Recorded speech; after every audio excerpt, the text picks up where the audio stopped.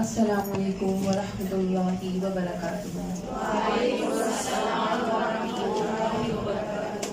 نحمده ونصلي على رسوله الكريم اما بعد فاعوذ باللہ من الشیطان الرجیم بسم اللہ الرحمن الرحیم رب اشرح لی صدری ویسر لی امری واحلل عقدۃ من لسانی یفقہوا قولی رب زدنی علما اللہم فقہنا فی الدین رب یسر ولا تعسر وتمم بالخیر وبک نستعین۔ سورہ توبہ آیت نمبر 121۔ ولا اور نہیں، ينفقون وہ خرچ کرتے، انفاق خرچ کرنا اللہ کی راہ میں، نفقتاً کوئی خرچ کرنا، صغیرتاً صاد بین را صغیرہ اصغر چھوٹا، ولا اور نہ، کبیرتاً کافارہ کبیر اکبر بڑا، ولا اور نہیں، یقطعون قاف طا عین قطع کاٹنا توڑنا علیحدہ، وہ طے کرتے، وادین کوئی وادی، واو دال یا، یعنی قطع کا لفظ طے کرنے کے لیے کیوں استعمال ہوا ہے؟ کیونکہ جب ایک حصے کو چھوڑ کے دوسرے حصے پہ پہنچا جاتا ہے تو ہی فاصلہ طے ہوتا ہے۔ الا مگر، کتبہ لکھا جاتا ہے، اجر لہم ان کے لیے، لیجزیہم اللہ جزا سے، بدلہ تاکہ بدلہ دے انہیں اللہ احسنا بہت اچھا، حسین حسن حسنا خوبصورت بہترین اعلیٰ عمدہ، ما کانو اس کا جو کانو تھے وہ، یا عملون وہ عمل کرتے، عین عملہ عمل کام کرنا۔ 121 ٹاپک جہاد فی سبیل اللہ کی ترغیب۔ پچھلی آیت میں جہاد میں کیے جانے والے وہ اعمال بیان ہوئے جو انسان کے اختیار میں ہیں، اور وہ بھی جو بے اختیار پیش آتے ہیں۔ یاد آئی پیچھے کی آیت؟ تھکاوٹ، بھوک، پیاس، یہ بے اختیار عمل ہے نا، اور جو اختیار میں تھے اس کا بھی بیان ہوا۔ اس آیت میں صرف ان اعمال کا ذکر ہے جو انسان کے اختیار میں ہیں، یعنی اللہ کی راہ میں تھوڑا یا زیادہ جتنا بھی خرچ کرو گے، اسی طرح جتنے بھی میدان طے کرو گے، راستے طے کرو گے اللہ کی راہ میں، یہ سب نیکیاں تمہارے نامہ اعمال میں درج ہوں گی، جن پر اللہ تعالیٰ کیا دے گا؟ بہترین اجر۔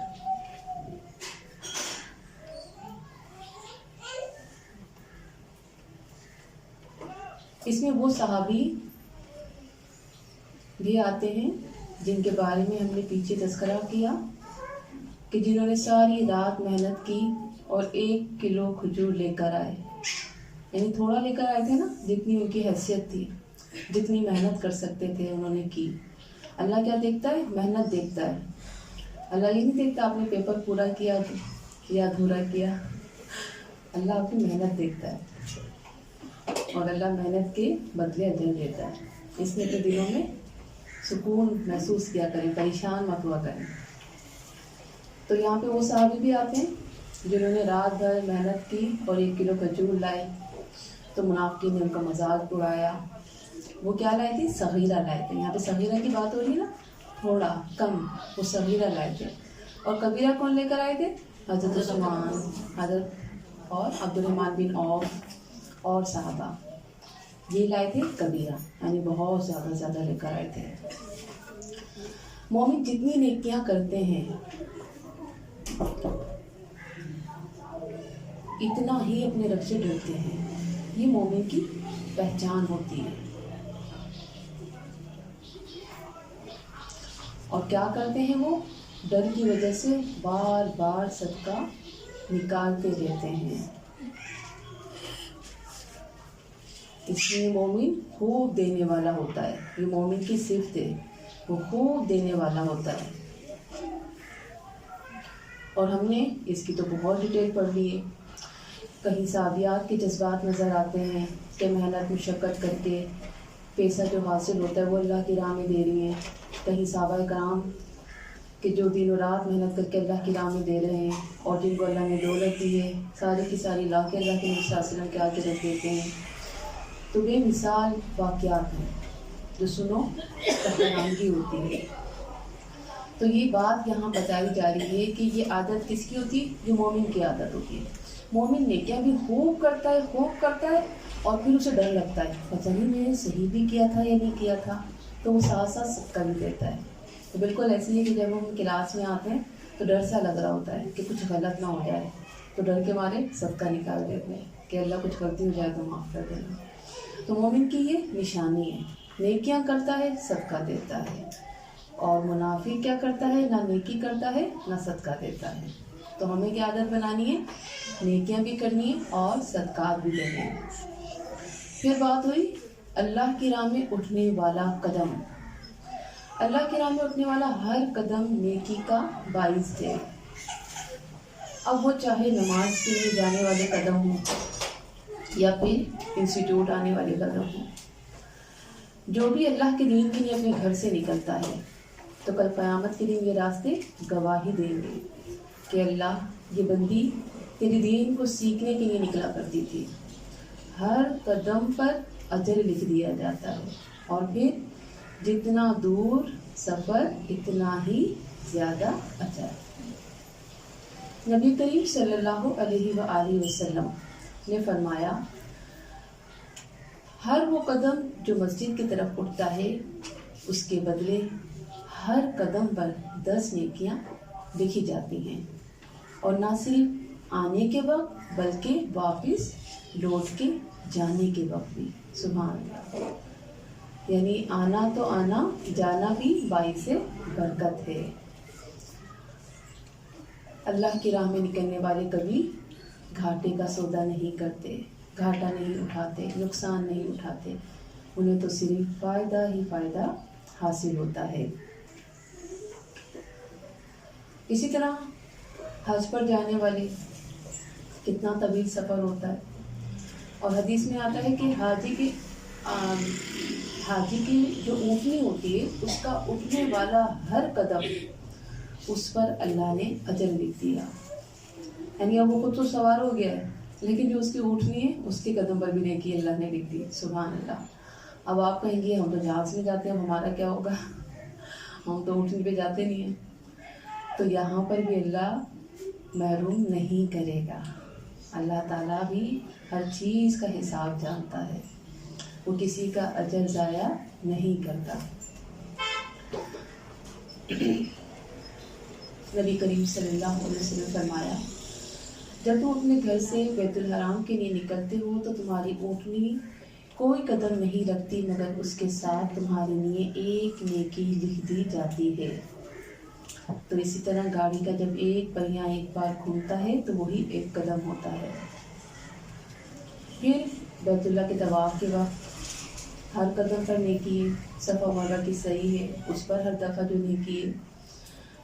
اسی طرح ام سلمہ جن کا گھر مسجد سے دور تھا تو انہوں نے یہ خواہش ظاہر کی اور کوشش کی کہ میں اپنا گھر مسجد کے قریب لے لوں، تو اللہ کے نبی کریم صلی اللہ علیہ وآلہ وسلم نے فرمایا جہاں ہو وہیں رہو کیونکہ ہر قدم پر اجر لکھ دیا جاتا ہے۔ یعنی آپ اتنی دور سے آؤ گے تو بہت اجر کماؤ گے، تو جتنی دور سے آئیں گے اتنا ہی اجر کمائیں گی۔ سبحان اللہ، کتنا پیارا ہے ہمارا رب، ہماری ہر تکلیف کے بدلے، ہر مشقت کے بدلے کیسے ہمیں بھر بھر کے نیکیاں دیتا ہے۔ لیکن ہم کیا کرتے ہیں؟ ان نیکیوں کو حاصل کرنا ہی نہیں چاہتے، ہم وہ سفر کرتے ہیں جہاں پہ ہمیں دنیا ملے، جبکہ وہ سفر صرف اور صرف تھکاتے ہیں، اجر سے ہم محروم رہ جاتے ہیں۔ تو ہم نے کیا سیکھا؟ جہاد فی سبیل اللہ کی ترغیب اور ثواب کا بیان ہے. اللہ کی اطاعت میں ہر حرکت پر اللہ نیکی لکھ دیتا ہے. اللہ کسی پر ذرے برابر ظلم نہیں کرتا اور نیکی کو دگنا کر دیتا ہے. اللہ کی راہ میں فائدے ہی فائدے ہیں. آیت نمبر 122. وما اور نہیں کانا ہے مؤمنون امن سے مومنوں کے لائق لیانفروا نون فارا نفرا نفری کہ وہ نکل پڑے کافۃ کافافا سارے کے سارے فلولا پھر کیوں نہ نفرا نون فارا نکلی من کل فرقۃ ہر گروہ سے منہم ان میں سے طائفہ ایک جماعت لیتفقہوا تاکہ وہ سمجھ بوجھ حاصل کرے. فقہ فقہ یعنی کہ گہری سمجھ حاصل کرنا، دین میں سمجھنے میں محنت اور مشقت اٹھانا. جتنی محنت کریں گے اتنا ہی فقہ حاصل ہوگا. پھر دین میں وَلِيُنذِرُوا اور تاکہ وہ ڈرائیں نون زال دار قومہم اپنی قوم کو اذا جب رجعوا راجعین عین وہ لوٹیں الیہ تک ان کے لعلہم تاکہ وہ یحذرون وہ ڈریں ہا زال را. تو یہاں پہ علم کا مقصد صرف خود علم حاصل کرنا نہیں بلکہ لوگوں کو بھی دین کی تعلیم دینا، یہ بات بتائی جا رہی ہے. دین کا علم سیکھنے کی اہمیت. جنگ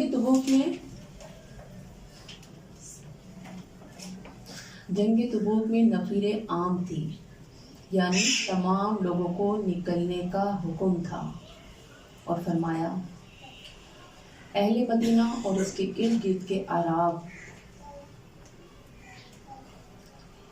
کو یہ حق بالکل نہ تھا کہ وہ پیچھے رہتے.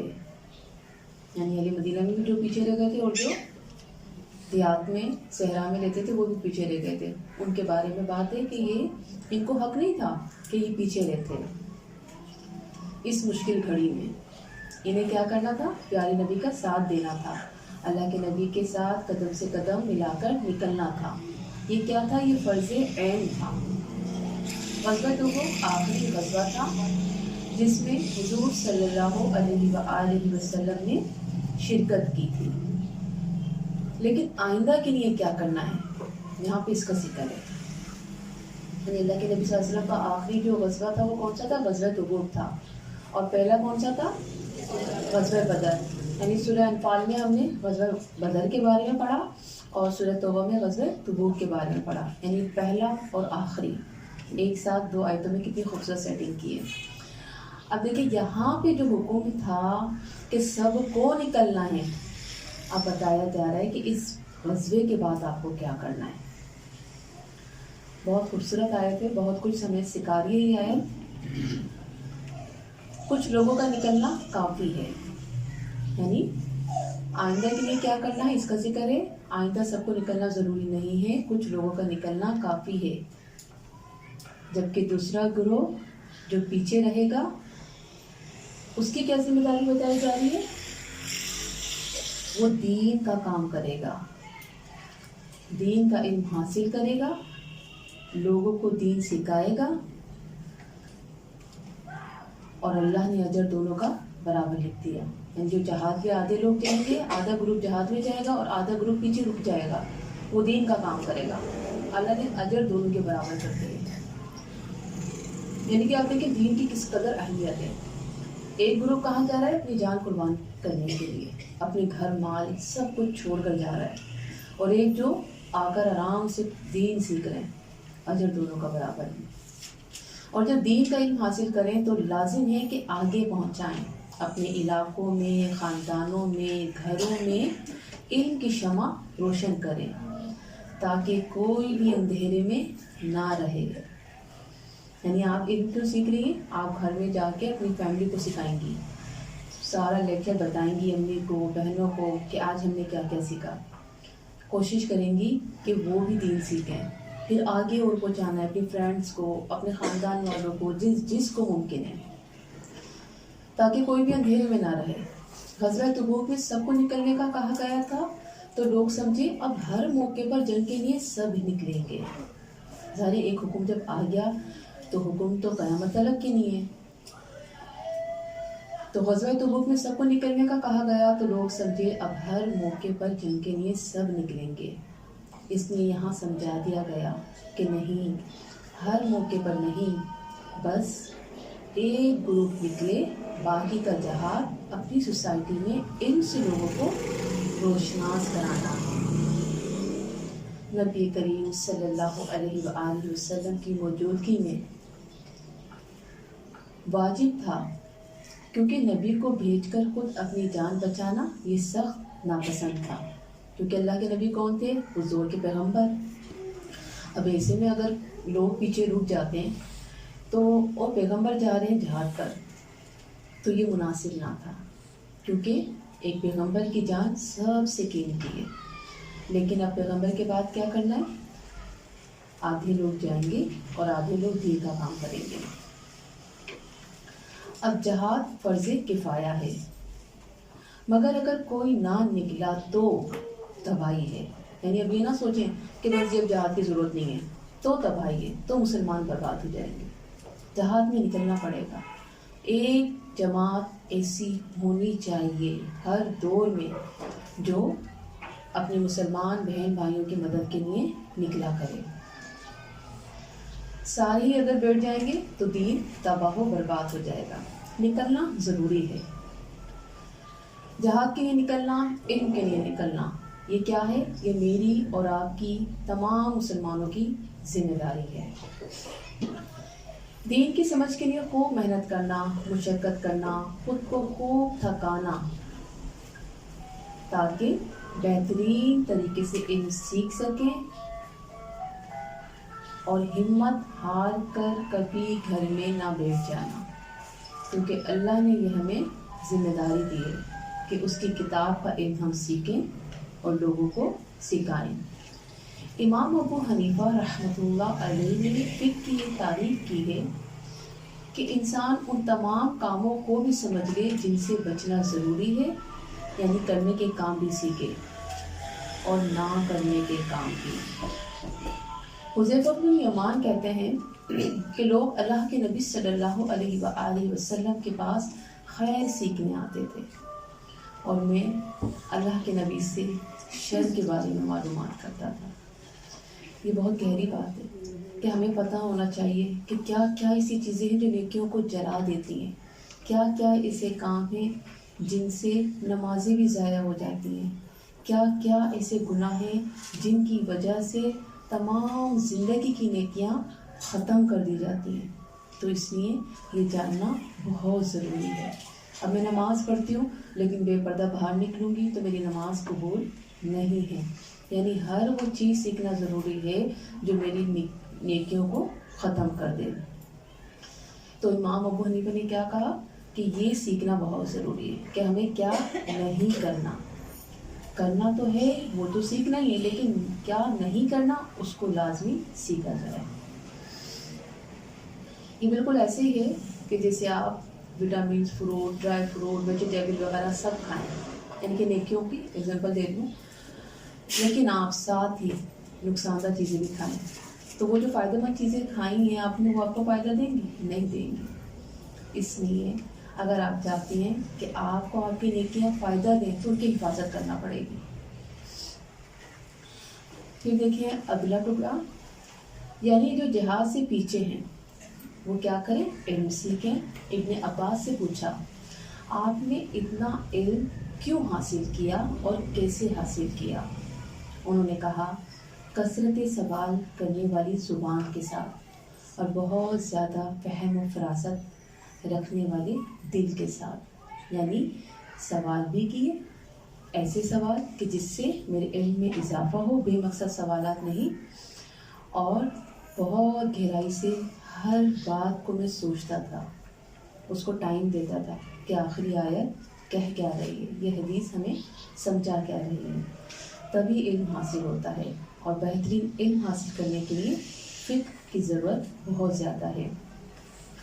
علم میں حیا اور تکبر جو علم حاصل کرتے ہیں ان میں حیا اور تکبر ساتھ نہیں ہوتے۔ علم حیا اور تکبر کے بیچ میں ضائع ہو جاتا ہے۔ علم کی دو قسمیں ہیں۔ نمبر 1 فرض عین، یعنی عبادات ایمانیات کے بارے میں جاننا۔ نمبر 2 فرض کفایہ، یعنی کہ لوگوں کے درمیان اصلاح کرانے والے معاملات، جھگڑے ختم کرنے والے معاملات، صلح رحمی، معیشت کے بارے میں جاننا، اس کو کہتے ہیں فرض کفایہ، یعنی کہ دیگر ایسی باتوں کا جاننا جن کے بغیر رہا بھی جا سکتا ہے لیکن اس کو حاصل کرنے سے مزید فائدے ہوتے ہیں۔ علم عمل سے پہلے ہے، یہ بات ہمیشہ یاد رکھیں۔ علم عمل سے پہلے ہے۔ آپ علم حاصل نہ کریں اور عمل کرنے کے میدان میں اتر جائیں تو بھلا وہ عمل قابل قبول ہے؟ آپ نے علم حاصل کیا نہیں کہ کس طرح سے مجھے نماز پڑھنی ہے اور آپ نمازیں پڑھ رہے ہیں، وہ نماز قابل قبول نہیں ہے۔ علم حاصل کرنا پڑے گا کہ نماز کے لیے مجھے کس طرح سے سجدہ کرنا ہے، کس طرح سے بیٹھنا ہے تشہد میں، کس طرح قیام، کس طرح رکوع۔ تو یاد رکھیں، علم کے بغیر عبادات کی اہمیت نہیں ہے۔ علم سے محرومی خیر سے محرومی ہے، اور آج یہی ہو رہا ہے۔ لوگ علم نہیں حاصل کر رہے لیکن خیر سمجھ کے بہت سارے کام کر رہے ہیں کہ ہم اللہ کی رضا کے لیے یہ کام کر رہے ہیں، لیکن در حقیقت کو کیا ہے؟ خیر سے محروم ہیں۔ وہ دنیا کو تقریب دے رہے ہیں، وہ دین کو تباہ و برباد کر رہے ہیں۔ دین کی شکل ان لوگوں نے بگاڑ کے رکھ دی۔ وجہ کیا ہے؟ علم سے دوری۔ اللہ تعالیٰ جس کے ساتھ خیر کا ارادہ کرتا ہے اسے دین کی سمجھ دیتا ہے، تو جس کے پاس علم نہیں اس کے پاس خیر نہیں۔ اللہ رب العالمین نے اسے بھٹکنے کے لیے چھوڑ دیا، اللہ کی طرف سے اس پر تباہی ہے۔ تو علم حاصل کرنا بہت ضروری ہے۔ رسول اللہ صلی اللہ علیہ وآلہ وسلم نے فرمایا، 2 خصلتیں منافق میں جمع نہیں ہو سکتی: اچھا اخلاق، دین میں سمجھ۔ یعنی یہ جو 2 چیزیں نا، یہ صرف مومن میں ہوتی ہیں، اچھا اخلاق اور دین میں سمجھ۔ ہم نے کیا سیکھا؟ علم جہاد سے کچھ کم نہیں، یہ اپنی جگہ ایک جہاد ہے۔ امت مسلمہ کو علم کی شدید ضرورت ہے۔ لوگوں کو علم سکھانا ہے تاکہ وہ گناہ سے بچ جائیں، ان کی آخرت سنور جائے، نہ کہ ہماری واہ واہ ہو۔ یعنی ہمیں اس مقصد کے لیے لوگوں کو علم دینا ہے۔ آیت نمبر 123، یا ایھا الذین، اے لوگوں جو آمنو ایمان لائے ہو، قاتلوا الذین، جنگ کرو ان سے، جو یلونکم، تمہارے آس پاس ہیں، روٹ واؤلام یا من الکفاری، کفار میں سے، ولیجدوا، اور چاہیے کہ وہ پائیں، ولیجدوا وجدہ سے آباء و اجداد، اور چاہیے کہ وہ پائیں فیکم، تم میں سے، غلظۃً، وین لام دعا، سختی، یعنی کہ صبر، ثابت قدمی، غیرت، اصولوں میں سختی کی بات ہو رہی ہے۔ وَاعْلَمُوا، اور جان لو، ان اللہ، بے شک اللہ، مع المتقین، متقیوں کے ساتھ ہے۔ پہلے بات تھی جہاد فی سبیل اللہ کی ترغیب کی، اب بات ہے جہاد فی سبیل اللہ کی ترتیب کی۔ سبحان اللہ۔ اس آیت کا پچھلی آیت کے ساتھ ربط یوں بنتا ہے، پچھلی آیت میں غزوہ تبوک سے پیچھے رہنے والوں کا ذکر تھا، اس کے بعد جہاد کے فضائل بیان ہوئے، اب یہاں ترتیب بتائی جا رہی ہے کہ جہاد کس طرح ہونا چاہیے۔ تو ترتیب یہ ہے کہ جہاد ان سے کرو جو سب سے قریب ہیں، جیسے رسول اللہ صلی اللہ علیہ وآلہ وسلم نے پہلے جزیرۃ العرب میں آباد مشرکین سے قتال کیا، جب ان سے فارغ ہو گئے اور اللہ تعالیٰ نے مکہ، طائف، یمن، یمامہ، خیبر پر مسلمانوں کو غلبہ عطا فرما دیا اور عرب کے سارے قبائل فوج در فوج اسلام میں داخل ہو گئے۔ تو پھر اہل کتاب سے قتال کا آغاز فرمایا۔ 9 ہجری میں رومیوں سے قتال کے لیے تبوک تشریف لے گئے، یعنی آپ سیٹنگ دیکھیں کس طرح سے ترتیب سے چلے، اور ایران کے مجوسیوں سے جنگ کی۔ اس کے مطابق آپ کی وفات کے بعد خلفاء راشدین نے روم کے عیسائیوں سے قتال کیا اور ایران کے مجوسیوں سے جنگ کی۔ قریب والوں سے پہلے لڑنے کی وجہ کیا ہے؟ کیونکہ ہر کام میں آسانی سے مشکل کی طرف جانا چاہیے۔ پہلے کیا کرنا ہے؟ آسان کام کرنا ہے، پھر مشکل کام کرنا ہے۔ یہ ایک اصول دیا جا رہا ہے کہ اسٹیپ بائی اسٹیپ آگے بڑھیں۔ جیسے نبی کریم صلی اللہ علیہ وآلہ وسلم نے سب سے پہلے دین کی دعوت کس کو دی تھی؟ اپنے گھر والوں کو دی تھی، پھر دھیرے دھیرے آگے بڑھے۔ 13 سال مکہ والوں کو دعوت دی، پھر مدینہ تشریف لے گئے۔ تو آغاز ہمیشہ سب سے پہلے کہاں سے کرنا ہے؟ نزدیک سے۔ اور سب سے نزدیک کون ہے؟ اپنا وجود ہے نا۔ سب سے پہلے میری ذات، میرا وجود، پہلے ابتدا یہاں سے کرنی ہے۔ پہلے مجھے خود کو نیک بننا پڑے گا، نمازی بننا پڑے گا، پردہ کرنا پڑے گا، پہلے خود عمل کرنا پڑیں گے، جب میں اپنے گھر والوں کو کہہ سکتی ہوں تاکہ وہ میری بات مان سکے۔ پھر میں آگے خاندان والوں کو مزید آگے دعوت پہنچانے کا حق رکھتی ہوں، لیکن پہلے خود سے ابتدا کرنی ہوگی۔ اور اگر آپ چاہتی ہیں کہ دین کے لیے کچھ کرنا ہے تو پہلے خود عمل کریں، پھر لوگوں کو بلائیں، اس کے بعد گھر والے اور پھر ہمسائے۔ جیسے کہ اللہ کے نبی کی حدیث ہمیں ملتی ہے، اللہ کے نبی نے کھانے کا بھی ہمیں طریقہ ترتیب سے بتایا۔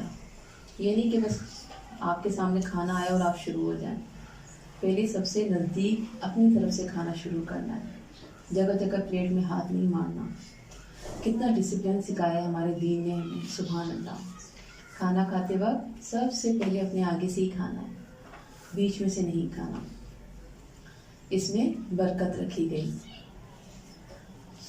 صحابہ نے پوچھا، یا رسول اللہ میں کس کے ساتھ نیکی کروں؟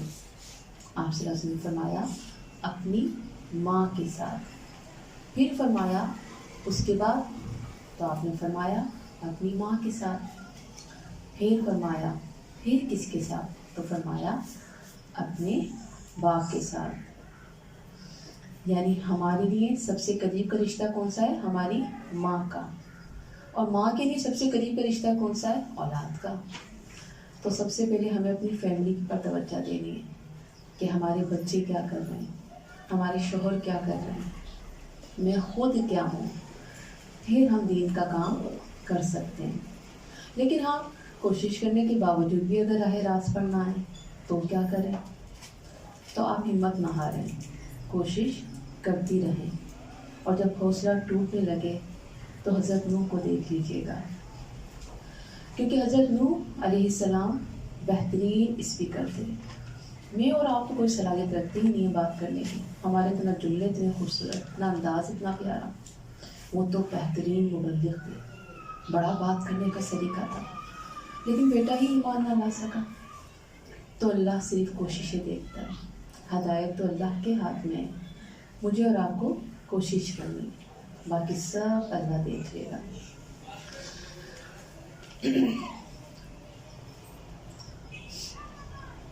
مسکین کو صدقہ دینا صرف صدقہ ہے، جبکہ قرابت دار کو صدقہ دینا کیا ہے؟ صلح رحمی، یعنی 2 نیکیاں اکٹھی جمع ہو جاتی ہیں۔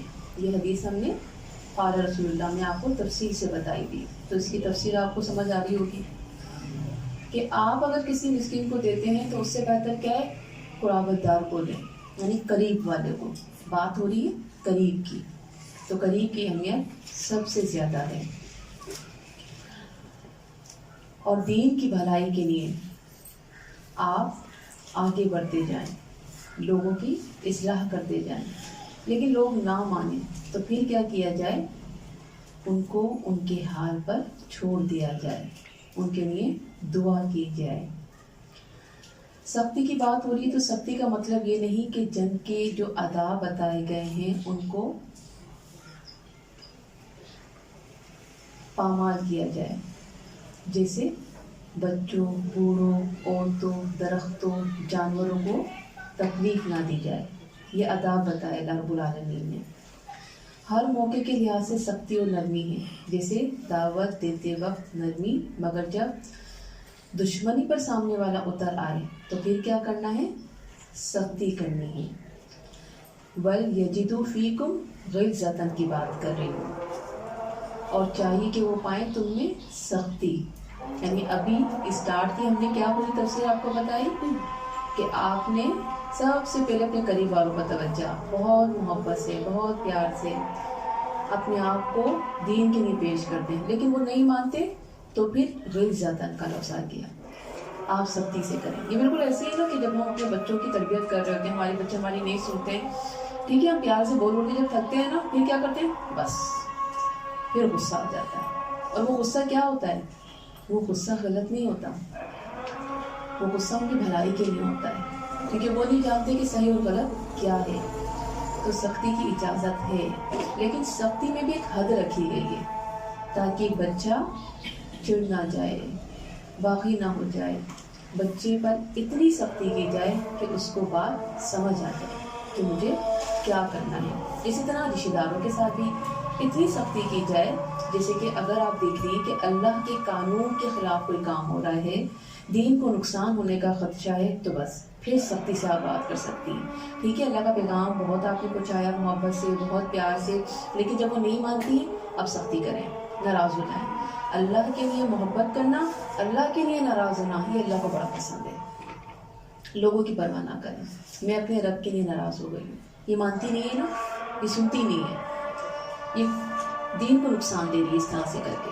جیسے کہ بہت سارے خاندان ایسے ہیں جو ایسے کام کر رہے ہیں جو دین کا حصہ نہیں ہے، لیکن بس کرنا ہے، نہیں سنتے۔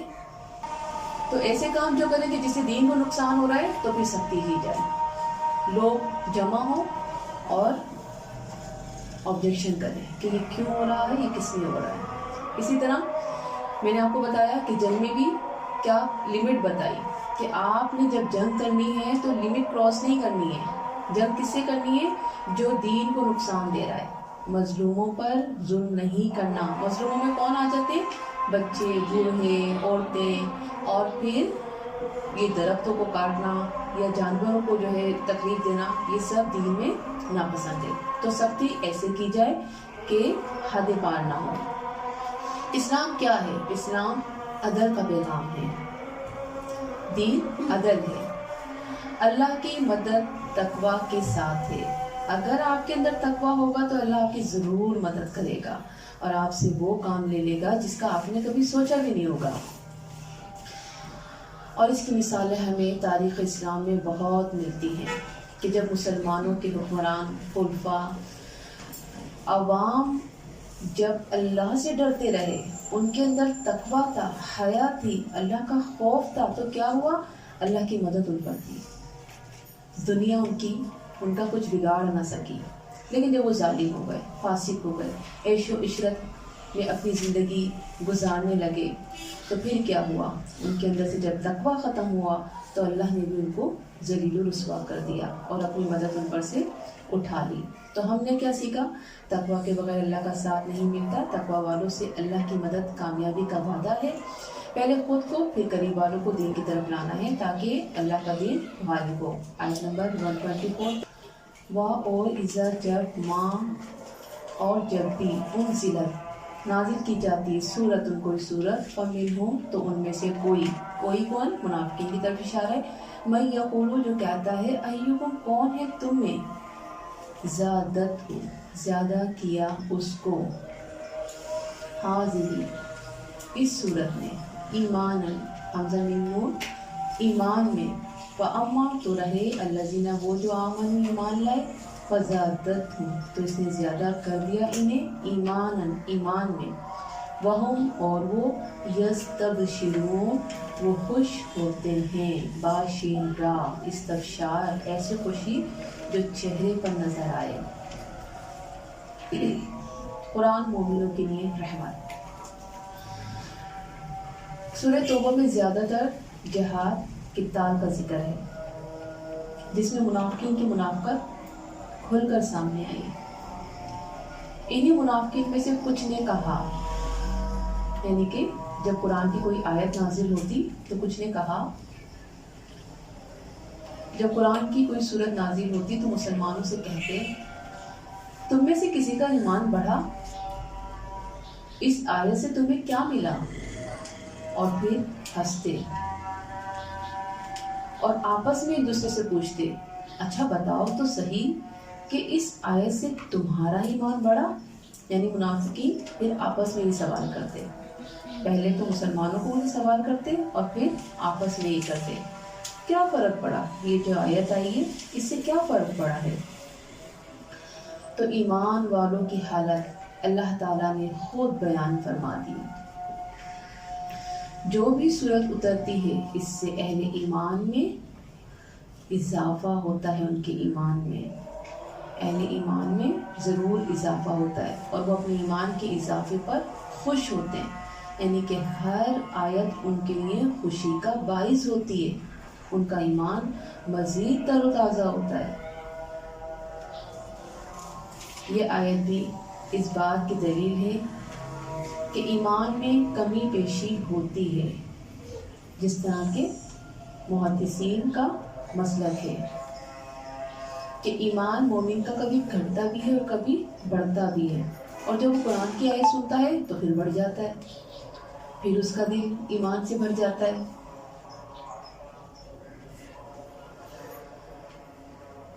قرآن اگر آپ کے دل پر اثر نہیں کر رہا تو آپ میں مسئلہ ہے، قرآن میں مسئلہ نہیں ہے۔ یہ کس کے لیے بات ہے؟ ان منافقین کے لیے جو قرآن کی آیتوں پر مذاق اڑاتے تھے کہ ہم تو قرآن سن رہے ہیں، ہمارے دل میں تو کچھ اثر نہیں کر رہا، ہمیں تو کوئی مزہ نہیں آ رہا، کوئی ایمان نہیں بڑھ رہا، تم لوگوں کا بڑھ رہا ہے۔ تو یہاں پر میرے اور آپ کے لیے بھی ٹیسٹ ہے کہ جب میں اور آپ قرآن کی آیتیں سنتے ہیں تو ہماری کیا کیفیت ہوتی ہے، کیا ہمارے اندر بھی جذبات پیدا ہوتے ہیں، کچھ کرنے کی تمنا یا دل میں خوشی، اس طرح کی کیفیت ہماری ہوتی ہے یا نہیں۔ تو یہ جو منافقین تھے ان کے ساتھ مسئلہ تھا، قرآن اگر آپ کے دل پر اثر نہیں کر رہا تو آپ میں مسئلہ ہے، قرآن میں مسئلہ نہیں ہے، کیونکہ قرآن تو ابو جہل نے بھی سنا تھا، لیکن وہ کیا ہوا؟ فرعون بن گیا، دشمن بن گیا اسلام کا۔ حضرت عمر نے سنا تو وہ بہترین مسلمان بن گئے۔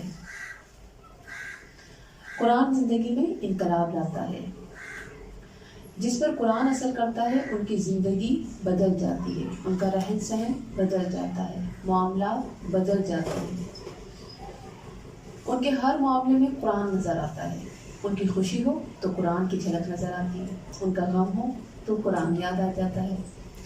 قرآن والوں کا بھی عجیب معاملہ ہے، ان کے معاملات بتا دیتے ہیں کہ یہ واقعی قرآن والے ہیں، اور کچھ لوگ صرف سننے سنانے کی حد تک نام بنانے کے لیے کہ یہ قرآن والی ہیں، لیکن عمل کچھ نہیں کرتے۔ قرآن پڑھ کر یہ نہیں ہونا چاہیے کہ ہم فوراً کچھ کرنے لگ جائیں، وہ تو کرنا ہے، لیکن ایمان اس وقت تک مکمل نہیں ہوتا جب تک ان چیزوں کو چھوڑا نہ جائے جن کو چھوڑنے کا حکم ملا ہے۔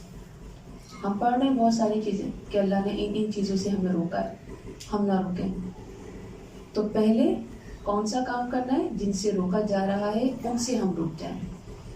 یہ ہیں قرآن والے۔ سب سے زیادہ حقدار کون ہے کہ جس کو راضی کیا جائے؟ وہ ہے اللہ رب العالمین۔ مگر ہم اللہ کی پرواہ نہیں کرتے، ہم کس کی پرواہ کرتے ہیں؟ ہم لوگوں کی پرواہ کرتے ہیں، لوگ ہم سے ناراض نہ ہو جائیں، تو ہم یہاں کچھ ہوتے ہیں اور پھر باہر کچھ ہوتے ہیں۔ جبکہ اللہ تعالیٰ تو ہمیں یہاں بھی دیکھ رہا ہے اور باہر بھی دیکھ رہا ہے اور پھر تنہائی میں بھی دیکھ رہا ہے. اللہ تو ہماری ہر کیفیت دیکھ رہا ہے کہ ہم کس حال میں، ہمارا ایمان کب بڑھتا ہے، کب گھٹتا ہے اور کب غائب ہو جاتا ہے. تو ہمیں صرف یہ سوچنا چاہیے کہ میرا رب مجھے دیکھ رہا ہے، پھر میں کچھ نہ کچھ اچھا کرنے کی جستجو میں بڑھتی چلی جاؤں گی. قرآن کی نعمت پر ایمان والے خوش ہوتے ہیں، دلوں کو سکون ملتا ہے اور ایمان میں اضافہ ہوتا ہے. اور صحابہ کرام کی یہ عادت تھی کہ جب بھی قرآن کو سنتے تھے تو بھی گڑا کے دعائیں مانگا کرتے تھے کہ اللہ یہ میرے دل میں اتر جائے، اللہ میرا ایمان بڑھا دے. اور کبھی ایسا ہو کہ دل نہیں لگ رہا تو فکر ہو جاتی، اللہ کیا بات ہے، آج مجھے یہ آیت کیوں سمجھ نہیں آ رہی؟ اللہ یہ قرآن تو ان کے لیے نہیں سمجھ آتا جو منافق ہوتے ہیں، اللہ کہیں ہم منافق تو نہیں ہو گئے؟ تو کبھی بھی ایسا لگے کہ کلاس میں سستی ہو رہی ہے، پڑھنے کو دل نہیں چاہ رہا اور دل چاہ رہا ہے بس اب کلاس آف ہو جائے، تو اسی وقت اللہ سے چپکی چپکی دعائیں مانگا کریں، اللہ کیا وجہ، یہ میری کیفیت ایسی کیوں ہو رہی ہے، مجھے قرآن سننے میں مزہ کیوں نہیں آ رہا؟ اللہ تو اس دل پر غالب آ جا، اس دل پر اپنی محبت ڈال دے، اللہ اس دل کو اپنے قبضے میں لے لے، اللہ شیطان اس پر وار کر رہا ہے، اللہ تو اپنی رحمت خاص میں جگہ دے دے اور مجھے اس قرآن سے محبت کرنے والا بنا دے. تو ہم نے کیا سیکھا؟ قرآن کے کسی حصے کو قبول کرنے میں اہل ایمان اور منافق میں واضح فرق بتا دیا گیا. قرآن مومنوں کے لیے ایمان کی اضافی شفا رحمت کا باعث ہے، منافقین کے لیے نقصان دہ ہے. آیت نمبر 125. وَأَمَّا اور رہے الَّذِينَ وہ لوگ فِي قُلُوبِهِمْ دلوں میں جن کے مرض ہے، فَزَادَتْهُمْ تو اس نے زیادہ کر دیا انہیں رجساً را جیم سین نجازت میں، إِلَى رجسِهِمْ را جیم سین طرف ان کی نجازت ہے. وَمَاتُوا اور وہ مر گئے، وَهُمْ اس حال میں کہ وہ کافرون کافر تھے. اللہم لا تجعلنا منہم. دلوں کی بیماری، مرض سے مراد نفاق، شک و شبہات قرآن کے بارے میں، کیونکہ دل جب خراب ہو جائے تو سارا جسم خراب ہو جاتا ہے. ان کے دل خراب ہو چکے تھے. یہ منافقین دل کی بیماری یعنی نفاق کی بیماری میں مبتلا تھے اور دنیا کی محبت کی بیماری انہیں لگی ہوئی تھی. شہوات و شکوک شبہات کی بیماری تھی. اسے جب قرآن پڑھتے تو ان کو سمجھ ہی نہ آتا، دل صاف نہیں ہوتا بلکہ وہ پہلے سے زیادہ بگڑ جاتے ہیں. فَسَادَتْهُمْ رِجْسًا إِلَىٰ رِجْسِهِمْ. ہر قرآن والا ہدایت پر نہیں ہوتا. صرف قرآن کا ٹیک کافی نہیں، عمل تقویٰ ضروری ہے. یاد رکھیں ضروری نہیں کہ قرآن ہر ایک کے دل پر اثر کرے. اور کس کے دل میں کتنا اثر کرتا ہے؟ جتنا سننے والا قبول کرتا ہے، عمل میں لاتا ہے. قبول کرنے کے لیے دل صاف ہونا ضروری ہے، ہر نفاق سے برائی، کیونکہ گندے برتن میں صاف پانی ڈالیں گے تو کیا ہوگا؟ وہ بھی گندا ہو جائے گا، وہ سمجھ ہی نہیں آئے گا، وہ پانی پینے کا دل ہی نہیں چاہے گا. تو سب سے پہلے کیا کرنا پڑے گا؟ اپنے دلوں کو صاف کرنا پڑے گا تاکہ اس میں جو بات اترے وہ ایسے دل میں اترے کہ کبھی نہ نکلے اور پھر اس پر عمل کرنے کو دل چاہے. جیسے کہ گلاس میں پانی لیتے ہیں نا تو پھر پینے کو دل چاہے، لیکن آپ دوسرے گلاس لے لیں اس میں پانی ڈالیں جبکہ دودھ خراب نہیں ہوتا لیکن پانی نہیں پیا جاتا. پانی صاف چاہیے، ایک دم صاف دودھ آپ نے اس میں کیوں نہ پیا ہو لیکن اس میں پانی ڈال کے پی نہیں سکتی ہیں. تو پہلے صاف کرنا پڑے گا دل کو، تاکہ دل صاف ہوگا تو پھر عمل میں آئے گا کام. جو بھی آپ آیت سنیں گی اس کو عمل میں لے کر آئیں گی. تو آپ قرآن سیکھ رہی ہیں، میں قرآن سکھا رہی ہوں، بڑی بات نہیں. اس کو قبول کون کر رہا ہے، یہ بڑی بات ہے. اور قبول کرنا کیا ہوتا ہے؟ جو بھی ہم بات سن رہے ہیں بس مجھے یہ عمل کرنا ہے. یہ صرف سننے سنانے کی چیزیں تھوڑی ہیں، یہ تو عمل کی چیزیں ہیں. تو ابھی اگر دل ہی میں ایمان کا بیج نہیں لگا تو وہ آگے کیسے بڑھے گا؟ پانی اثر ہی نہیں کرے گا. وہ ایمان کا پودا لگا ہی نہیں جو پھلے پھولے تو بھلا بہار کیسے آئے گی؟ اور منافقین کی بدبختی ہے کہ جس چیز سے لوگ ہدایت پاتے ہیں یہ لوگ اسی سے گمراہ ہوتے ہیں. یعنی بعض لوگ قرآن کو پڑھ کے گمراہ ہو جاتے ہیں. یہ اللہ کی طرف سے سزا ہے کہ ان کے دل اور سخت ہو جاتے ہیں. تو دعا کیا کریں کہ اللہ ہمارے دل سخت نہ ہو جائے. قرآن کی آیتیں ہمارے اندر تقویٰ پیدا کریں، ہمارے اندر یہ جذبہ پیدا ہو کہ ہم اللہ کے ہر حکم کو مانیں، اس کو قبول کریں، اپنی زندگی میں لے کر آئیں. اگر قرآن آپ کے دل پر اثر نہ کرے تو جان لیں دل بیمار ہے. اپنا جائزہ لیں، اپنا علاج کریں. اور علاج کا بہترین طریقہ کیا ہے؟ توبہ. اللہ سے توبہ کریں، اللہ سے معافیاں مانگیں. اس کے دروازے ہمیشہ کھلے رہتے ہیں.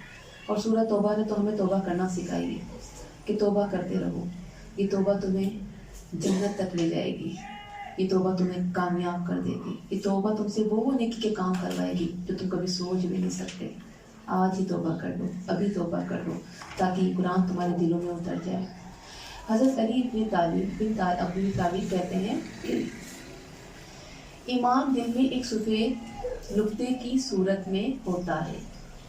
جب ایمان بڑھتا ہے تو سفیدی بڑھتی جاتی ہے اور دھیرے دھیرے سارا دل روشن ہو جاتا ہے. اور نفاق ایک کالے نقطے کی طرح ہوتا ہے.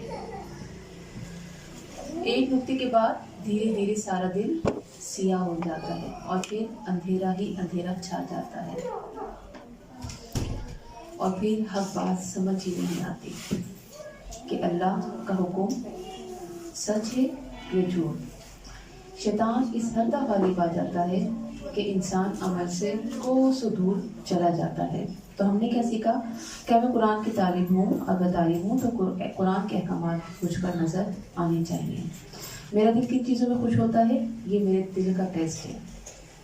آیت نمبر 126. اولا کیا بھلا نہیں یرون وہ دیکھتے. کون؟ منافقین کی طرف اشارہ ہے. انہم کہ بے شک وہ یفتنون فاتانون آزمائے جاتے فی کل عام ہر سال میں، یعنی کہ ہر سال کوئی نہ کوئی قحط آفات منافقت کے یہ سزا تھی.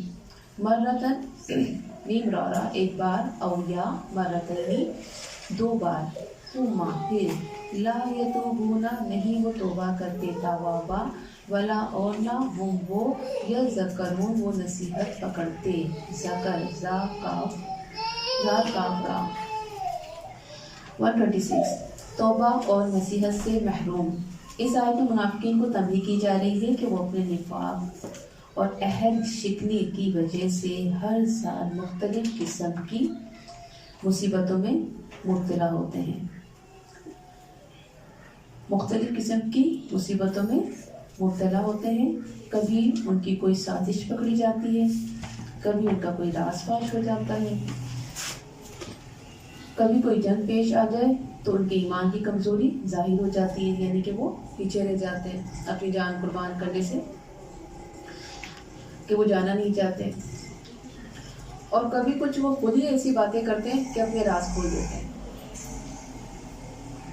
جن سے ان کا نفاق ظاہر ہو جاتا ہے. یہ بالکل ایسے ہی کہ کوئی شخص آپ سے حسد کرتا ہے تو اس کا حسد آپ کے خلاف کہیں نہ کہیں ٹپک پڑتا ہے. اسی طرح جسے منافقت ہوتی ہے وہ بات کرنے سے پہچانا جاتا ہے. اس کی باتیں کیا ہوتی ہیں؟ ایک تو جھوٹ، پھر ذرا سا کسی کے ساتھ کوئی نیکی کی ہے تو بس احسان جتانا، پھر وعدہ کیا ہے تو وعدہ بھی توڑنا ہے، پھر لڑائی ہو جائے تو پھر دیکھو تو کون اور میں کون. اس قسم کی جو تمام خرافات، یہ تمام بری عادتیں جس میں نظر آ جائیں تو اللہ فرما رہا ہے کہ خود اپنے راز کھول رہے ہوتے ہیں، کہ خود اپنے منہ سے بتا دیتے کہ ہم منافق ہیں. تو ہمیں اسی چیزوں سے بچنا ہے جو منافق کی عادتیں ہیں. اور کیا کرتے ہیں وہ؟ تانا دینے میں تو بڑے ہی ماہر ہوتے ہیں. دیا ہے کبھی کسی کو تانا؟ تانا کیا ہوتا ہے تو جانتے ہیں. لا یتوبون ولا هم یذکرون، لا یتوبون ولا هم یذکرون. یہ ہے فرق آزمائش اور عذاب کا. مومن پر آزمائش آتی ہے تو اس کے ایمان کو اور بڑھا دیتی ہے، اور منافق پر جب عذاب آتا ہے تو اس کی منافقت اور بڑھ جاتی ہے. وہ توبہ ہی نہیں کرتا، وہ نصیحت ہی نہیں پکڑتا۔ اللہ تعالیٰ ہر قوم کو آزماتا ہے تاکہ لوگ نصیحت پکڑیں۔ غم تکلیفیں یاد رکھیں کہ نیک انسان پر بھی آتی ہیں اور گناہ گار پر بھی آتی ہیں۔ آپ نے دیکھا ہوگا کتنے نیک لوگ ہوتے ہیں، کتنے پرہیزگار، ان پر بھی غم آتے ہیں۔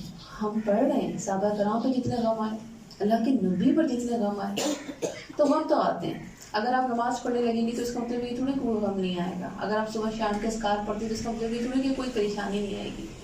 غم مصیبتیں آتی ہیں، نیک پر بھی آتی ہیں، گناہ گار پر بھی آتی ہیں۔ فرق صرف ایک ہے، اس کو نوٹ کریں، لوگوں کو بتا دیں کہ یاد رکھیں۔ اللہ تعالیٰ فرماتا ہے کہ نیک پر جب کوئی غم کوئی مصیبت آتی ہے نا تو اس کی نیکیاں اور بڑھ جاتی ہیں، وہ اللہ کے اور قریب ہو جاتا ہے، وہ اللہ کے آگے اور جھک جاتا ہے۔ اور گناہ گار پر جب یہ وقت آتا ہے نا وہ اور زیادہ سرکش ہو جاتا ہے۔ اس کی باتیں کیا ہوتی ہیں کہ میری یہ تھی، اللہ نے میرے ساتھ یہ کرنا تھا، بھلا میں نے ایسا کیا گناہ کیا تھا، یعنی اس طرح کی باتیں اور دین سے دور چلے جانا۔ تو غم آتے ہیں، آزمائش آتی ہے تو مومن کا پتہ چل جاتا ہے، وہ اپنے رب کے آگے اور جھک جاتا ہے، وہ اپنا رب کا شکر ادا کرتا ہے کہ اللہ خوشی بھی تیری طرف سے، غم بھی تیری طرف سے، الحمدللہ۔ اللہ یہ غم مجھے بس باقی نہ کر دے، اللہ مجھے کبھی اپنے سے جدا نہ کرنا، یعنی وہ اپنے رب کا قرب ہر حال میں چاہتا ہے۔ اور آپ دیکھ رہے ہیں غزہ کے مسلمانوں کی کیفیت کہ کس طرح سے ان کے ایمان کی مضبوطی دکھائی دیتی ہے کہ دنیا حیران ہے کہ یہ مسلمان کیسی قوم ہے۔ بچے کا جسم آدھا غائب ہے اور پھر بھی حسبنا اللہ ونعم الوکیل، نعم المولا ونعم النصیر۔ کتنے جذبات ہیں ان مومنوں کے اندر، کیونکہ یہ مومن جانتے ہیں کہ اللہ کی یہاں اصل زندگی، یہ دنیا تو کچھ دنوں کی ہے۔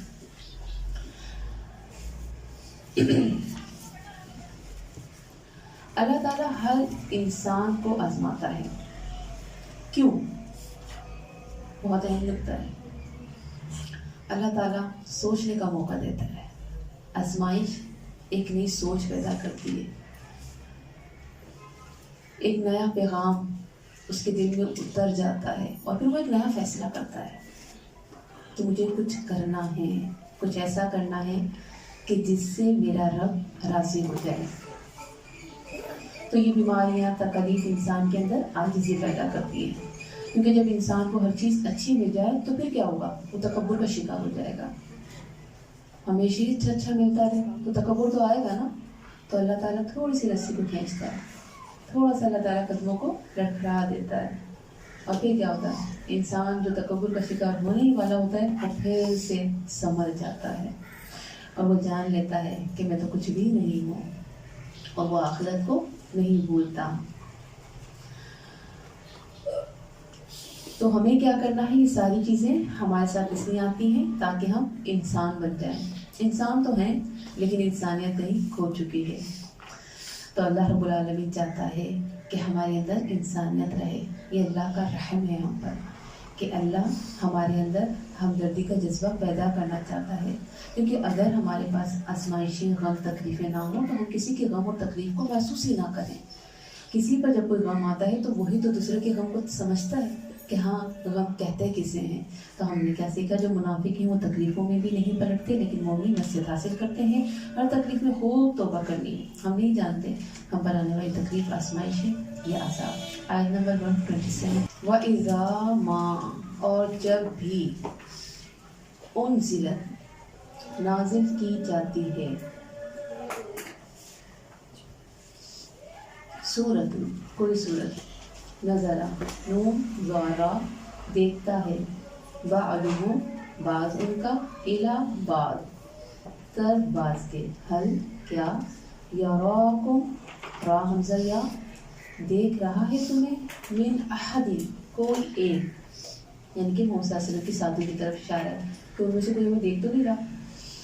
ثم، پھر، انصرفوا، سوات رافع، وہ پھر جاتے ہیں، صرف اللہ، پھیر دیا اللہ نے، صرفہ یعنی کہ ایک حالت سے دوسری حالت میں پھیر دینا، قلوبہم، ان کے دلوں کو، बिअन्नहुम बावजूद इसके कि वो कौम ऐसे लोग हैं ला यफ़क़हून फ़ाफ़ा नहीं वो समझते। अल्लाह ताला ने उनके इशारे उनके अंदाज सब बता दिए और हमें तो ऐसा गिल्ट होता है कि कहीं हम तो नहीं हैं। 127 मुनाफिकीन के मज़ीद पर्दे चाक। इस आयत की इससे पहले वाली आयत से मुनासबत ये है कि ये मुनाफिकीन की रुसवाई की एक और किस्म है।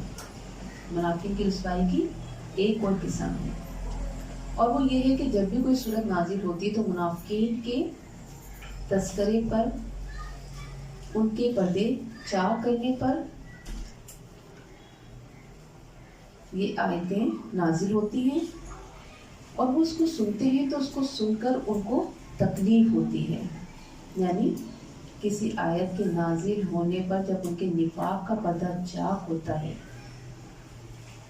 तो उसको सुनकर वो ताना तशनी के अंदाज में मजाक उड़ाते हैं और माना खेज नज़रों से देखते हैं और जब देखते हैं कि मुसलमानों में से कोई उनको नहीं देख रहा तो चुपके से मजलिस से खिसक जाते हैं, गायब हो जाते हैं। अल्लाह ताला फरमाते हैं उनका फेरना इस वजह से होता है कि अल्लाह ने उनके दिलों को कुफ्र और निफाक की वजह से फेर दिया। यानी कि कुछ ऐसी आयतें हैं कि लगता है कि हाँ ये तो हमारी खामियाँ हैं, ये तो हमारा ही बयान हो रहा है, तो उन लोगों को पहले तो एक दूसरे को ताना देने के अंदाज में और जो है तंज के स्टाइल में बात करते, लेकिन जब देखते कि साहबा ने नोट नहीं करा, किसी अल्लाह वाले ने नोट नहीं किया तो खामोशी से वो मजलिस से भाग जाते हैं कि यहाँ तो हमारी बातें हो रही हैं, हमारे सारे राज खोले जा रहे हैं।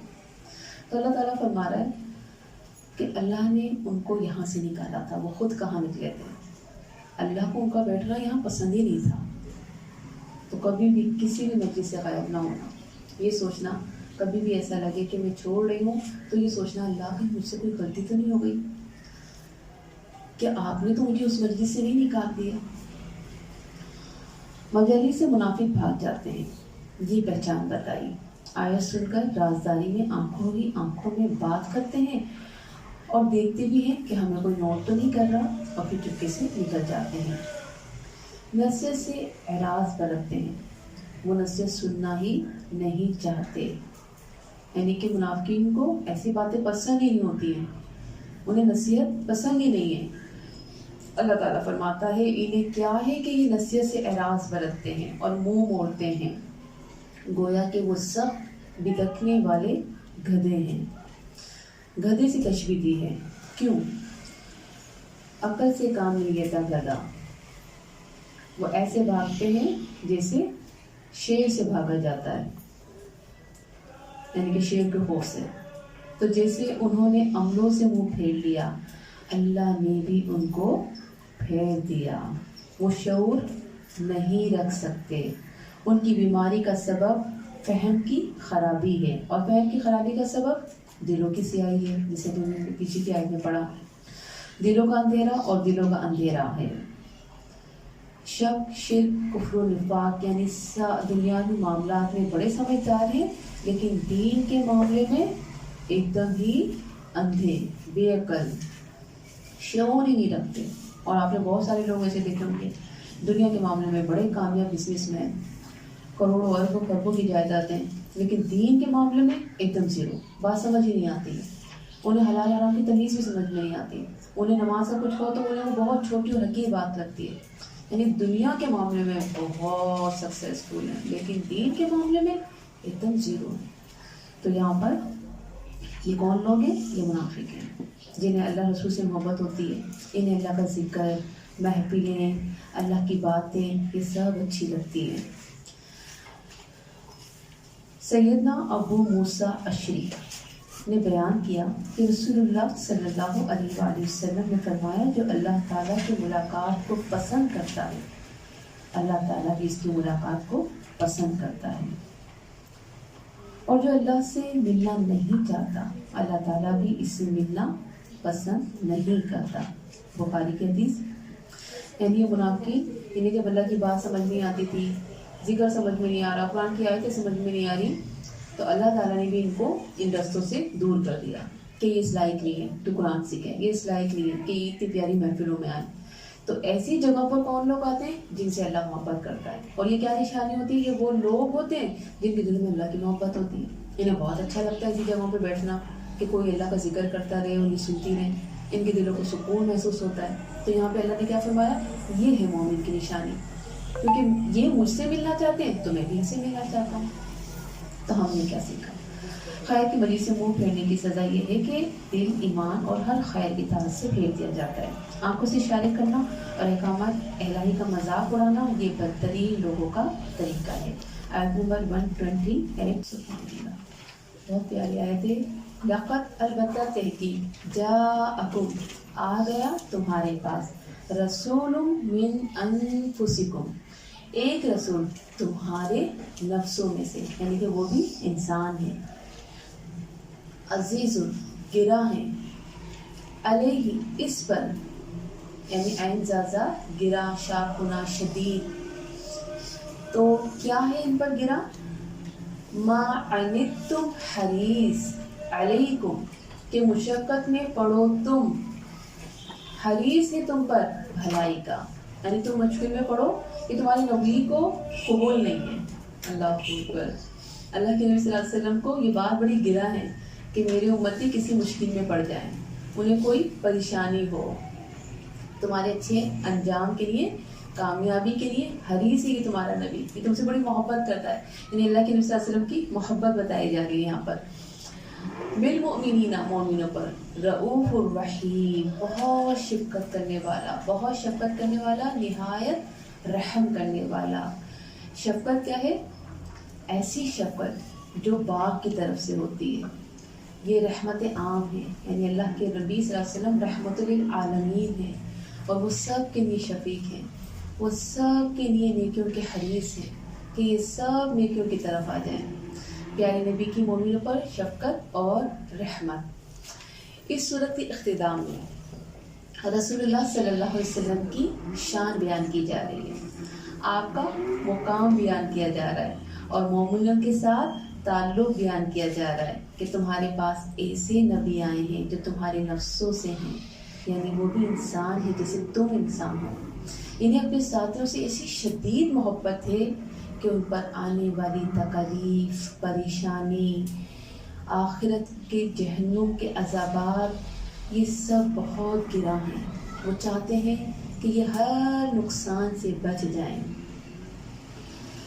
اور پھر یہاں سے ایک بات اور پتہ چلتی ہے کہ ایک داعی اسلام کے اندر یہ خوبی ہونی چاہیے کہ وہ اپنے ساتھیوں کے لیے ایسا حریص ہو کہ میرے ساتھی جو قرآن سیکھنے آئے ہیں یہ کبھی یہ راستہ چھوڑے نہ، یہ کبھی چھٹی پر نہ جائے، یہ کبھی لیٹ نہ ہو، یہ ہمیشہ اللہ سے ایسے ہی جڑے رہیں، ایسا حریص ہونا چاہیے۔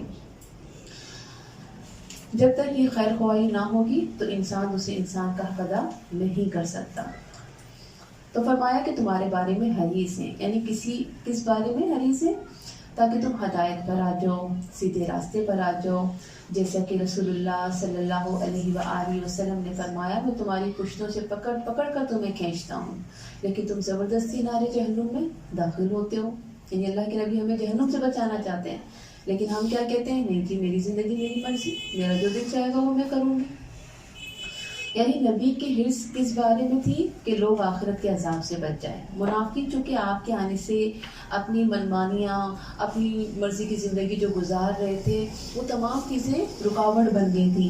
اللہ کے نبی کے احکامات کی وجہ سے انہیں بہت ساری چیزوں سے رکنا پڑ گیا تھا، اور ہم نے آپ کو پہلے بھی بتایا تھا کہ عبداللہ بن ابی، اس کی تو تاج پوشی ہونے والی تھی، اس کو بادشاہ بنانے کے لیے جو ہے مدینے والے تیاری کر رہے تھے، لیکن اچانک اللہ کے نبی صلی اللہ علیہ وسلم کا آنا، اور پھر اللہ کے نبی صلی اللہ علیہ وسلم کا نبی ماننا، لوگوں کے لیے بہت بڑی تعداد میں ایمان لانا، یہ ساری چیزیں منافقین کے لیے بڑی گراں تھی۔ بہت مشکل تھا کہ یار یہ کیا ہو گیا، ہماری تو اب وہ جو ایک منمانی کی زندگیاں گزر رہی تھی، اب وہ تو ہم کر ہی نہیں پائیں گے۔ تو عبداللہ بن ابی ہے یا اس کے جو ساتھی، سب جو ہے نا اللہ کے نبی سے شدید نفرت کرتے تھے، اس وجہ سے کہ انہوں نے تو ہماری زندگی کو ایک دم ہی بور کر دیا، ہم تو اتنا انجوائے کر رہے تھے اپنی لائف میں، یہ کیا بات، ہم ذرا سا قرآن کلاس کا بلکہ پردہ بھی کرنا پڑے گا، لوگ اتنا مزہ آتا تھا شادی میں جاتے تھے، خوب کھل کے تصویریں، انجوائمنٹ، لو جی یہ کیا ہو گیا، زندگی اتنی بور ہو گئی، یہی معاملہ تھا ان کا کہ دین کی طرف کیا ہو پھر تو سارے مزے چھوڑنا پڑتے ہیں.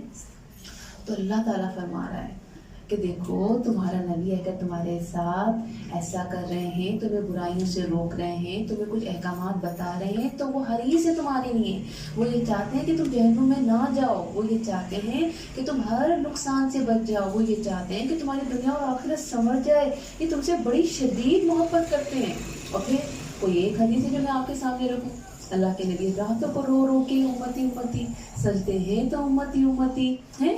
پوری زندگی انہوں نے اپنی امت کے لیے جو ہے روتے گزاری کہ یہ ان کو ایک ہی غم تھا کہ یہ کیوں نہیں ایمان لاتے، یہ کیوں نہیں نیک عمل کرتے. کہ اللہ تعالیٰ فرماتا ہے کہ اے نبی کیا آپ اپنی جان کو ہلاک کر لیں گے، آپ اپنے آپ کو ختم کر لیں گے اس غم پر کہ یہ لوگ ایمان کیوں نہیں لے کر آتے، یہ لوگ نیکیاں کیوں نہیں کرتے. یعنی اتنے حریص تھے اللہ کے نبی.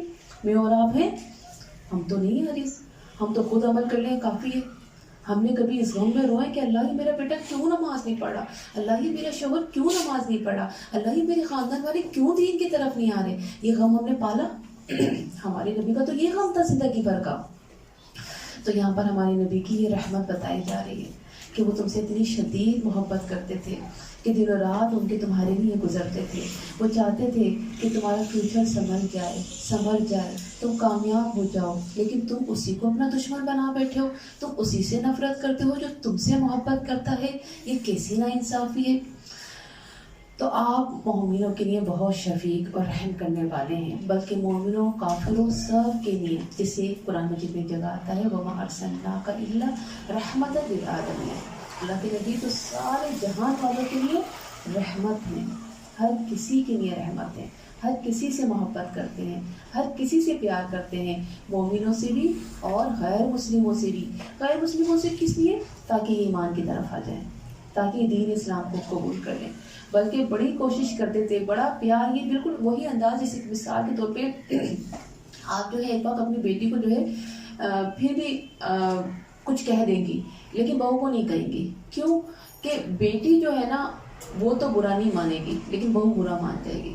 تو اللہ کے نبی صلی اللہ علیہ وسلم اکثر مسلمانوں کو پھر تھوڑا سا نظر انداز کر کے ان کی طرف توجہ دیتے تھے کہ یہ دین کی طرف آ جائے، ان کو اہمیت دیتے تھے. آپ کو یاد ہے عبسہ وتولیٰ کی میں نے آپ کو جو تفصیل بتائی تھی کہ اللہ کے نبی صلی اللہ علیہ وسلم نے ام مکتوم جو تھے نابینا، ان پر تھوڑا سا اللہ کے نبی کی توجہ میں بڑھا گئی. کیوں آ گئے ابھی تو یہ سارے سردار آئے تھے مجھے ان کو جو ہے ایمان کی باتیں بتانے کے حریص تھے. ان کو یہ نہیں تھا کہ ام مکتوم سے ان کو جو ہے چڑ ہو رہی تھی، نہیں، ان کو بس یہ تھا کہ ان لوگوں کو چڑ ہے میرے ان ساتھیوں سے، ان غریب غربا کو ہٹا دیا کریں جب ہم آیا کریں، ہمیں نہیں اچھا لگتا ان لوگوں کے ساتھ بیٹھ کے جو ہے دین کی بات سنیں. ان لوگ کی اعتراضات تھے. تو اس وجہ سے اللہ کے نبی نے بس اتنا سوچا تھا. تو کیا حریص تھے، وہ یہ چاہتے تھے یہ سب ایمان والے بن جائیں. تو آپ کو تمام جہان کے لیے رحمت بنا کر بھیجا. آپ صلی اللہ علیہ وسلم نے فرمایا میں اسے دین کے ساتھ بھیجا گیا ہوں جس میں بہت گنجائش ہے، بے شک یہ دین آسان ہے.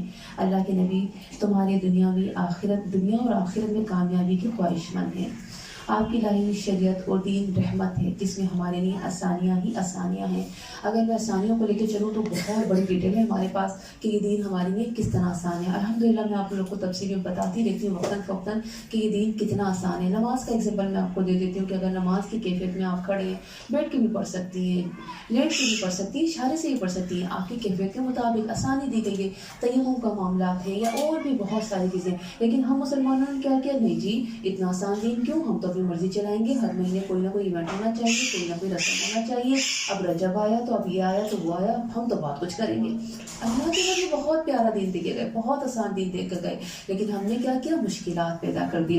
تو ہم نے کیا سیکھا؟ ہمارے نبی کا معاملہ اس میں ہم سب کے لیے رہنمائی ہے. اسی رہنمائی کے ساتھ کام کریں گے تو بہترین نتائج ملیں گے. آپ صلی اللہ علیہ وسلم صاحب خلق عظیم ہیں. ہمیں بھی لوگوں کو جہنم سے بچانے کے لیے حریص بننا ہے. آیت نمبر 129. پھر اگر تولوا وہ موڑے فقل تو کہہ دیجیے حسبی اللہ کافی ہے مجھے اللہ، لا نہیں الہ کوئی الہ برحق الا ہوا مگر وہی، علیہ اسی پر توکلت بھروسہ کیا میں نے، وہو رب العرش العظیم اور وہ رب ہے عرش عظیم کا. عرش اینڈ راشی، عظیم اینڈ زمین. غموں سے بے نیازی کی دعا. ہمیں تو بڑے غم ہے نا زندگی میں، تو اللہ نے اس کا بھی ہمیں ٹوٹکا بتا دیا، ہمیں ٹیبلٹ دے دی. کیا ہے وہ؟ پھر اگر وہ سب آپ کی ساری خیر خواہی کے باوجود آپ کو نہ سمجھے، آپ کی قدر نہ کریں، تو آپ ان کی بے حسی، بے رخی، بے وفائی اور اعراض پر پریشان نہ ہوں۔ آپ اللہ کی طرف رجوع کریں، اس کا دامن تھام لیں۔ ایک داعی اسلام کے لیے یہ بہترین نسخہ بتایا جا رہا ہے، کیونکہ ہمارا دل اکثر یہ بھی ٹوٹتا ہے نا، یہ سنتی کیوں نہیں ہے، یہ آ کیوں نہیں رہی، یہ سمجھ کیوں نہیں رہی۔